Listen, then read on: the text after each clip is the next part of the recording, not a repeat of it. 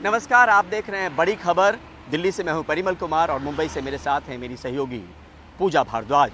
खबरों की शुरुआत यूपीएससी के नतीजों से। इस बार यूपीएससी के नतीजों में लड़कियों ने परचम लहरा दिया है। 4 टॉप रैंक होल्डर लड़कियां हैं। प्रथम रैंक ग्रेटर नोएडा की इशिता किशोर ने हासिल की है, वहीं दूसरे नंबर पर बिहार के बक्सर की गरिमा लोहिया हैं। इस बार जितने भी परिणाम आए हैं उसमें 64% परिणाम लड़कियों के पक्ष में गए, यानी उन्होंने उसमें जगह बनाई है और ये अपने आप में एक रिकॉर्ड है। देखिए हमारे सहयोगी सौरभ शुक्ला की report.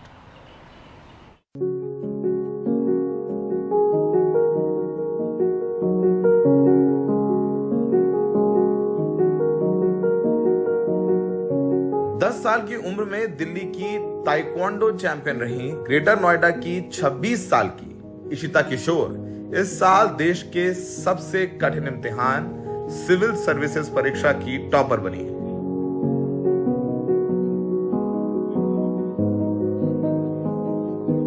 Shriram college of commerce से पढ़ी इशिता 2 साल अर्नस्ट एंड यंग में नौकरी कर चुके हैं, लेकिन उनका मन कुछ बड़ा करने का था। वो इंडियन एयरफोर्स में अधिकारी रहे। अपने पिता से प्रेरणा लेकर सिविल सर्विसेज की तैयारी में जुट गई थी। मैं अर्नस्ट एंड यंग के साथ काम कर रही थी 2 साल के लिए एंड वहाँ पे बहुत कुछ सीखा, बहुत अपॉर्चुनिटीज़ मिली पर जब मैंने सोचा कि मुझे क्या करना है लॉन्ग टर्म में, एक क्या करियर की मेरी दिशा होनी चाहिए और किस तरह का जॉब मैं करना चाहती हूँ, मेरे लिए क्या बेस्ट है, तब मुझे लगा कि सिविल सर्विसेज से बेहतर कोई प्लेटफॉर्म नहीं है। मैं भी पहले स्टेज पे आउट हुई हूँ 2 साल लगातार। पूरे साल पढ़ने के बाद प्रीलिम्स में बाहर हो जाना तो बुरा लगता है, निराशा होती है एंड बहुत वक्त लगता है उससे उभरने में। लेकिन यही कहूँगी कि अपने fears, don't let your fears stop you. And fear होना बहुत नॉर्मल है, डाउट होना बहुत नॉर्मल है, it's very normal to feel these things. लेकिन उससे उभरना वो आपको डिफाइन करेगा, कैसे ओवरकम करके आप अपनी गलतियों को सुधार लें। वहीं नोएडा में रहने वाली 24 साल की स्मृति मिश्रा ने इस साल यूपीएससी की परीक्षा में 4था स्थान हासिल किया है। स्मृति के पिता यूपी पुलिस में डीएसपी हैं। स्मृति कहती हैं कि उन्होंने आईएएस बनकर अपने पिता को तोहफा दिया है, क्योंकि उनके पिता का सपना था कि वो एक दिन अपनी बेटी को आईएएस बनते हुए देखे। मैं अपने पापा के लिए बहुत ज़्यादा खुश हूँ। वो बहुत उनका ड्रीम था कि मैं आईएएस बनूँ और वाइल वो सर्विस में रह रहे थे, उसी के टाइम ये हो गया। नेक्स्ट ईयर वो रिटायर हो रहे हैं, तो ये बहुत ही बड़ी बात है। पापा के लिए सबसे बड़ा गिफ्ट दे दिया जी जी बिल्कुल बिल्कुल। मैं यूपी कैडर में ही सर्व करना चाहती हूँ और मैं चाहती हूँ कि एक कॉमन सिटीजन को एजेंसी मिले, एज इन कि इस वक्त एक कॉमन इंसान पावरलेस है कोई भी वो लाने में अपने अंदर कि हमारे कोई अगर सड़क टूटी है तो हम क्या करें, हमें इतना लिखने हैं, बात करनी है, तो एक बहुत नज़दीक लाऊं मैं गवर्नेंस को कॉमन सिटीजन्स के। ये वो करना चाहूँगी चेंज। दिल्ली का जामिया मिलिया विश्वविद्यालय हर साल 100 जरूरतमंद मेधावी बच्चों को मुफ्त में यूपीएससी की कोचिंग कराता है। इस साल उन 100 बच्चों में से 24 बच्चों ने यूपीएससी की परीक्षा में कामयाबी हासिल की है। खास बात यह है कि इन 24 में से 13 लड़कियां हैं। जामिया से कोचिंग कर यूपीएससी में 95 रैंक हासिल करने वाली प्रियांशी श्रृंगला मानते हैं कि व्यवस्था में महिलाओं की भागीदारी बहुत जरूरी है, क्योंकि अब भी देश में महिला अधिकारी पुरुषों की तुलना में काफी कम है।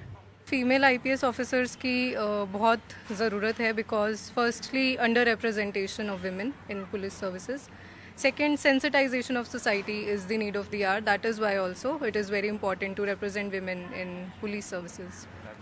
देश की सिविल सेवाओं में पिछले 2 दशकों में महिलाओं की भागीदारी बढ़ी है।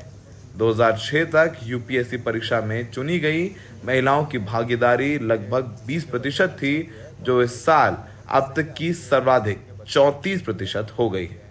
दिल्ली से सौरभ शुक्ला की रिपोर्ट, एनडीटीवी इंडिया।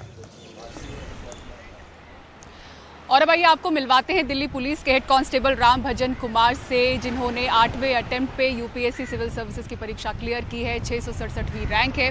आपको सीधे लिए चलते हैं दिल्ली स्टूडियो, हमारे सहयोगी मनोरंजन भारती के साथ ये जुड़ रहे हैं। नमस्कार, एनडीटीवी इंडिया में आपका स्वागत है। मैं हूं मनोरंजन भारती। आज आपको एक ऐसे शख्स से मिलवाने जा रहा हूं जो कि दिल्ली पुलिस में हेड कांस्टेबल हैं, लेकिन उन्होंने अपनी मेहनत और लगन के बल पर जो है यूपीएससी की परीक्षा पास की है। उनका नाम है रामभजन, राजस्थान के रहने वाले हैं। रामभजन जी, आपका बहुत बहुत शुक्रिया, आपने वक्त निकाला एनडीटीवी से बातचीत करने के लिए। मेरा सबसे पहला सवाल यही है कि आप हेड कांस्टेबल हैं दिल्ली पुलिस में, आपने कैसे तैयारी की इस परीक्षा के लिए, क्योंकि इस परीक्षा को काफी कठिन माना जाता है? सर, ड्यूटी के बाद जितना भी समय मिलता था मैं उसमें से कुछ भी बर्बाद नहीं करता था और निरंतरता बनाए रहता था सर।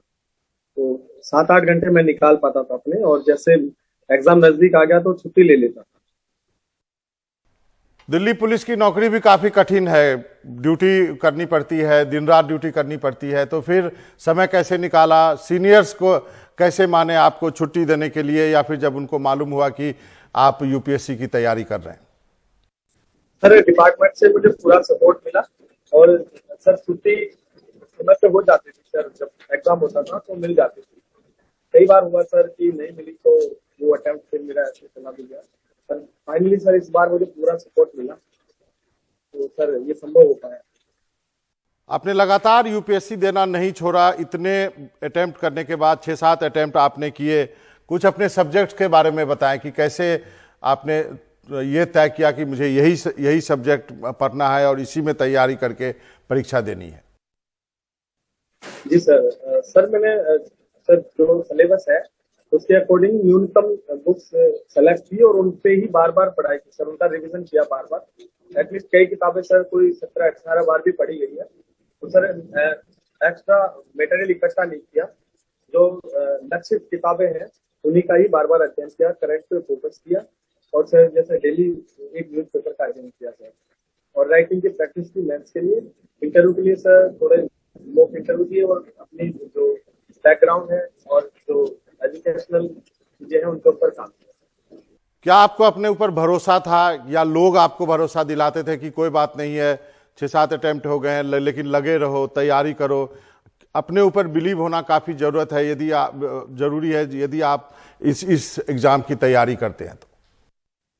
सर मुझे भरोसा था मैं कर पाऊंगा, और फिर सर मुझे ये विश्वास था मैं अपना प्रयास मतलब अंतिम प्रयास तक अपनी कोशिश को जारी रखूंगा और पूरी कोशिश करूंगा कि मेरे जो प्रयास है वो परिणाम में तब्दील हो। कुछ अपने परिवार के बारे में बताइए, क्योंकि परिवार का सहयोग जो है काफी जरूरी है। परिवार ने किस हद तक आपका सहयोग दिया और कैसे आपके मनोबल को बनाए रखा? सर निश्चित रूप से परिवार का पूरा सपोर्ट मिला। हालांकि परिवार में सर इस तरह की समझ नहीं है, तब भी सर वो समझते हैं कि आप जो करना चाहते हो और उनको लगता है कि बड़ा अफसर बनना चाहते हैं, तो उन्होंने पूरा सपोर्ट किया।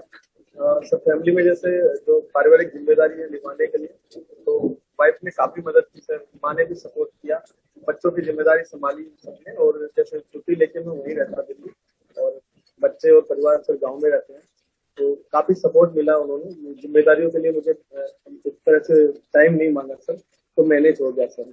कहीं ना कहीं उनका योगदान है पूरा सर।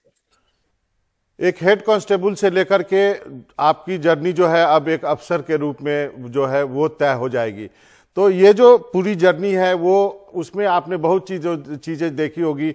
आप कैसे किन चीजों को बदलना चाहेंगे? एक तो जहां पे आप थे कांस्टेबल थे, हेड कांस्टेबल थे, तो वहां क्या बदलना चाहेंगे, और आम जनता के लिए या उन चीजों को जो आप चाहते हैं कि नहीं मैं अब अफसर बन गया हूं, मैं इन चीजों के लिए, इन लोगों के लिए, समाज के लिए कुछ करूंगा, उसके बारे में हमें बताइए।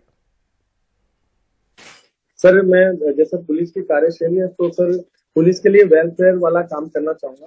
जैसे अभी जैसे शुरू की जा रही है सर, उनको प्रॉपर रेस्ट मिले, वर्किंग जो कंडीशंस है उनमें सुधार हो, उनको भी परिवार को टाइम देने के लिए थोड़ा कुछ प्रावधान हो। ये सर थोड़ा पहले से चल रहे हैं, इनको ही मैं और सुधारना चाहूंगा। और सर पब्लिक के लिए ये है कि पुलिस को और कॉर्डियल के लिए तैयार करूँ सर, कि पुलिस के प्रति थोड़ा नजरिया चेंज हो, पुलिस के प्रति ह्यूमन बिहेवियर हो और पुलिस भी लोगों के प्रति ह्यूमन बिहेवियर करे। ये थे रामभजन जी, जिनको कि 667वां रैंक मिला है, लेकिन इनका कहना है कि ये फिर से तैयारी करेंगे और अपने रैंक को सुधारेंगे। आपको बहुत बहुत शुक्रिया, और एनडीटीवी की तरफ से आपको बहुत ही ज़्यादा कि हम आपको आभार व्यक्त करना चाहते हैं कि आप अब अगले एग्जाम में और भी अच्छे रैंक लेकर के आए। नमस्कार। सीयूईटी की परीक्षा पिछले 3 दिनों से चल रही है। आज चौथा दिन है। 6.5 लाख से ज़्यादा छात्रों ने अब तक एग्ज़ाम दिया है। 270 शहर और 472 केंद्रों पे ये परीक्षा आयोजित की जा रही है। और इस बीच यूजीसी के चेयरमैन, जो यूजीसी परीक्षा कंडक्ट करवा रही है, उसके चेयरमैन जगदीश कुमार से खास बातचीत में उन्होंने कहा कि इस बार अव्यवस्था बिल्कुल ना के बराबर दिखी है और हमने ये कोशिश की है कि परीक्षा बिल्कुल स्मूथ हो। हालांकि कुछ केंद्रों पे शिकायत भी आई, लेकिन उसके दूर करने का रास्ता तलाश लिया गया है। तो इम्तिहान से लेकर बाकी मुद्दों पे सुनिए उनसे ये खास बातचीत। इस वक्त हमारे साथ यूजीसी के चेयरमैन मामीडाला जगदीश कुमार हैं। सर, बहुत बहुत शुक्रिया आपका एनडीटीवी से बात करने के लिए। सीयूईटी की परीक्षा चल रही है सर, इस बार दूसरी बार का अनुभव है, किस तरह का अनुभव सर? बहुत अच्छी तरफ से हमारा अनुभव है। 3 दिन हो गया, आज 4th डे है सीयूईटी का और अभी तक कम से कम 6,50,000 स्टूडेंट्स ने एग्ज़ाम लिखा। बहुत अच्छी तरफ से एग्ज़ाम हो रहे हैं। कई जगहों पे ये भी आया सर कि गर्मी बहुत ज़्यादा थी, बच्चों को सेंटर्स पे धूप की वजह से बेहोशी की भी खबरें आई रविवार को। उसको लेकर भी कुछ कह रहे हैं कि सेंटर्स इस तरह का पर्याप्त इंतजाम करें। सभी सेंटर्स में हम जितना पॉसिबल है उतना हम अरेंजमेंट्स किया। पानी का व्यवस्था में तो कुछ टेंट रख के शेड रखने के लिए वो भी हम व्यवस्था किया। लेकिन क्या होता है, स्टूडेंट्स को हम बता दिया कि इन स्टैगर्ड मैनर आने के लिए, लेकिन कभी कभी स्टूडेंट्स में बहुत क्राउड्स में आते हैं, लास्ट मोमेंट में आते हैं, तो इसलिए थोड़ा लेट हो सकता है। बिकॉज हम बायोमेट्रिक अटेंडेंस लेना है सिक्योरिटी के वजह से, तो इसलिए थोड़ा लेट हो सकता है। तो अभी धीरे धीरे द सिचुएशन इज इम्प्रूविंग। कुछ जगहों से ये भी खबर आई कि लेट से जाने का मौका मिला। 3 बजे एग्ज़ाम था, तो किसी ने ये भी रिपोर्ट किया सोशल मीडिया पे कि 6 बजे एंट्री हुई, रात तक एग्जाम चलता रहा। ऐसे मामलों को लेकर भी आप देख रहे होंगे सर, कोई टेक्निकल ग्लिच और इस तरह के मामलों से निपटने के लिए क्या कुछ और रणनीति बनाई हुई होती? देखिए, पूरा देश में हम कम से कम 270 सिटीज़ में हमारा 470 सेंटर्स हैं और ये पूरा सेंटर्स में सिर्फ पहले दिन 10 सेंटर्स में कुछ देर हुआ और दूसरा दिन तो 5 सेंटर में देर हुआ, तीसरा दिन सिर्फ 3 सेंटर में देर हुआ। और इसका कारण है, एक तो क्राउडिंग है, स्टूडेंट्स का क्राउडिंग, और दूसरा एक्सट्रीम हीट से क्या होता है, सर्वर्स हीट अप हो सकता है और कुछ सर्वर्स कंप्यूटर्स फेल हुआ, इसको रिप्लेस करके दूसरा कंप्यूटर्स रखने में थोड़ा टाइम लगा। लेकिन 472 सेंटर्स में सिर्फ 6-10 सेंटर्स में थोड़ा लेट हुआ, लेकिन एग्जामिनेशंस तो सक्सेसफुली कंप्लीट किया।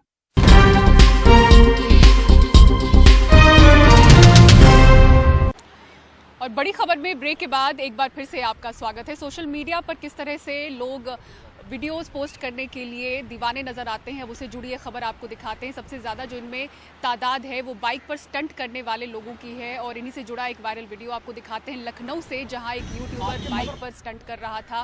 पुलिस ने उसे पकड़ा और फटकार लगाते हुए समझाया कि उसके माँ बाप को उसकी चिंता भले ना हो, लेकिन पुलिस को उसकी चिंता है, इसलिए उसकी बाइक जब्त की जा रही है। आइए आपको दिखाते हैं ये वायरल वीडियो। ऐसे लोगों के लिए क्यों 1% गाड़ी नंबर नहीं है, स्टंटबाजी करोगे बेटा? हमें तुम्हारी चिंता बहुत है, हमें तुम्हारी बहुत चिंता है, मुझे तुम्हारी बहुत चिंता है। तुम अपने माँ बाप की अकेली संतान हो ना, तो उनको अगर चिंता नहीं बेटा तो हमें चिंता है, पुलिस की चिंता है कि आपको कुछ ना होने पाए। आप ऐसे स्टंट कर रहे हो जो गाड़ी एक पहिया उठा करके तो चला रहे हो, लड़ जाओगे, कुछ हो जाएगा तो कौन जिम्मेदार होगा? माँ बाप रोएंगे ना। मैं ये चाहता हूँ कि आपके माँ बाप रोए ना। और बड़ी खबर में फिलहाल इतना ही। आप बने रहें खबरों के लिए एनडीटीवी इंडिया के साथ। नमस्कार।